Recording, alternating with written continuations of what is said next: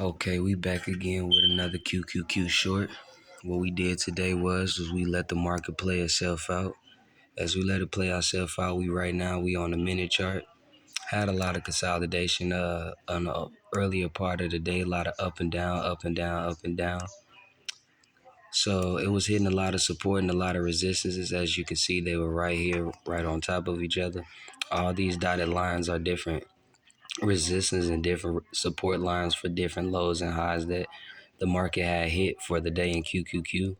So right here, I see on a strong push up, it had went up to my resistance line.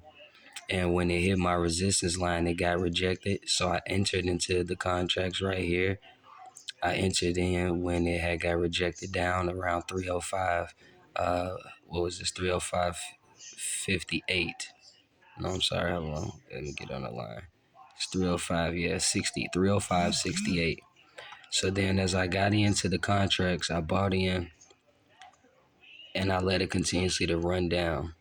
And as I put my shorts in, it allowed me to see where it is a zone that I need to be taking profit at.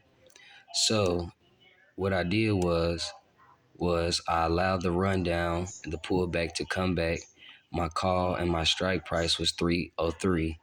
It was at 305.68, so I allowed it to run all the way down to 303. What was that? 303.82. And once I saw that this support line was getting into right here, I knew that this was going to be a rejection and it was going to bounce it back. So I exited out of my contracts and took profit right here.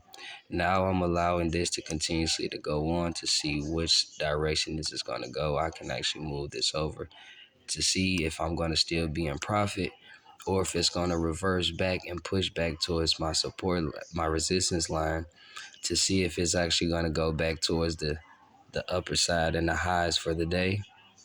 So therefore, I'm trying to see if I'm going to have to go for a put side or am I going to continuously to stay on the call side and actually allow this to continuously to run down.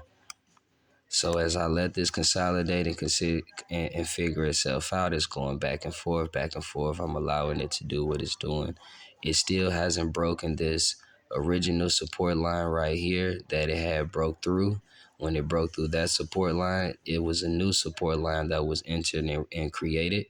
So therefore, it allowed you to know that this is a new low where it has actually hit for the day. So the new low for the day was 303.82.